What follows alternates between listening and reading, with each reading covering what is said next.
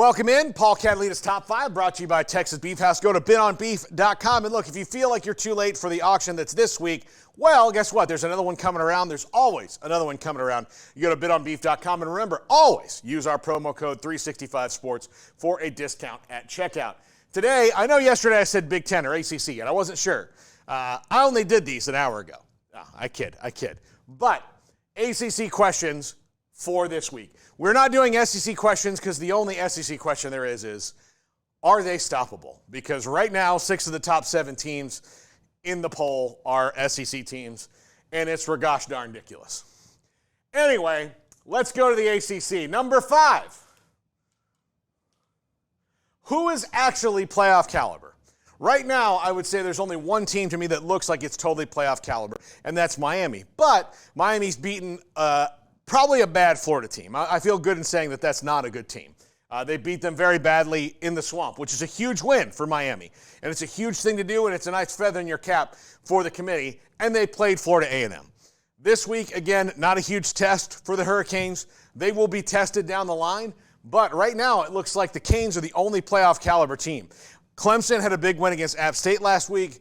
I don't think they're playoff caliber. Let's not even get me started. We'll talk about Florida State in a second. Louisville, Boston College, Georgia Tech, Syracuse. Let's not even go there right now. There's just not a reason to talk about it. NC State, definitely not after what happened last week against Tennessee. Number 4, will the league eat its own? Look at Patrick here. That's impressive. Anyhow, this is a league that I don't think is too far apart from each other. So I have a feeling that the reason that they won't get but one playoff team their champion is because, much like the Big 12, there's a great shot that they just beat up on each other, and there's only one team at the end who's playoff ready, and that's the team that wins the league because they're obligated contractually to be in it. Otherwise, the ACC might get left out because at the beginning of the year, you thought they might have 3 to 4 playoff caliber teams. And again, like I just said with Miami, right now, it only looks like there's one. And it only looks like there's one really good quarterback in this league, and he plays for Miami. Cade Klubnik, nah. Max Johnson's already been hurt at UNC, and they're on to a backup. Grayson McCall, Kyron Jones is injured. They already lost a game to Wake Forest, not good for Virginia Tech. I can go on and on. Kyle McCord, he looks like he might be playoff ready, but it's the rest of his team. Haynes King already took a loss in conference. So where are we going here? Tyler Shuck, healthy through 2 games.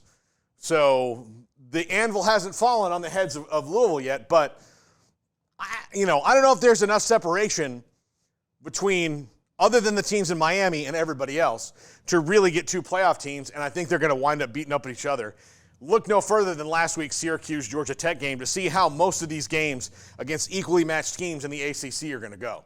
Number 3, are BC and Syracuse for real? Yes, dog, I was as confused as you that this was actually a thing I had to do. But I think Boston College can hang in for a little while.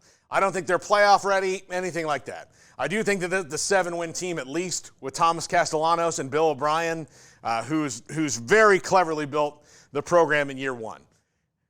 I think Syracuse is a bowl team as well, and maybe even a little bit better because that offense and Kyle McCord go together really well. They have some really good skill players. And Fran Brown has brought an energy to Syracuse that has not been there in decades.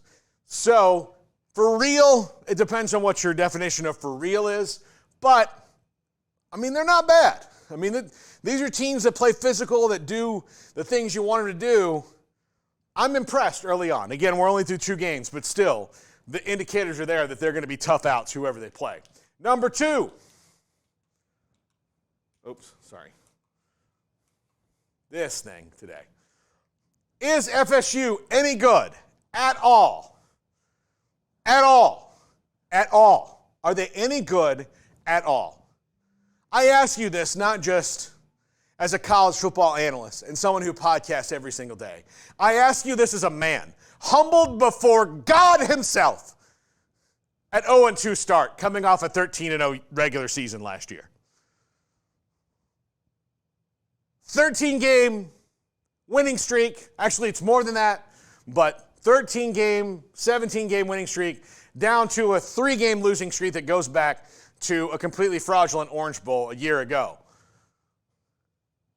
Are they any good?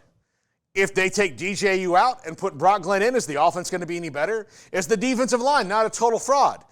Should be determined. This week against Memphis is the first try.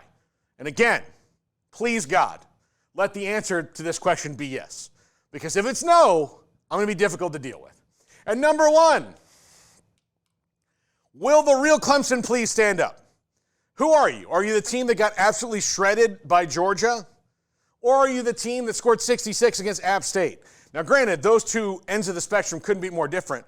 So are you somewhere in the middle, or who are you? Are you a team that can beat up on bad teams but is no good against good teams? Who are you really, Clemson? And if they do stand up and then wind up being pretty good, maybe they can be a playoff team. But Cade Klubnik needs to play a lot closer each week to the game he had last week where he's the Maxwell Award quarterback of the week, rather than the, oh dear God, what's wrong with Cade Klubnik that happened against Georgia. So when we find out who Clemson really is, we'll know a lot more about the ACC. That's the top 5 for today. Tomorrow, we'll get into the Big Ten. This is 365 Sports, wrapping it up right now.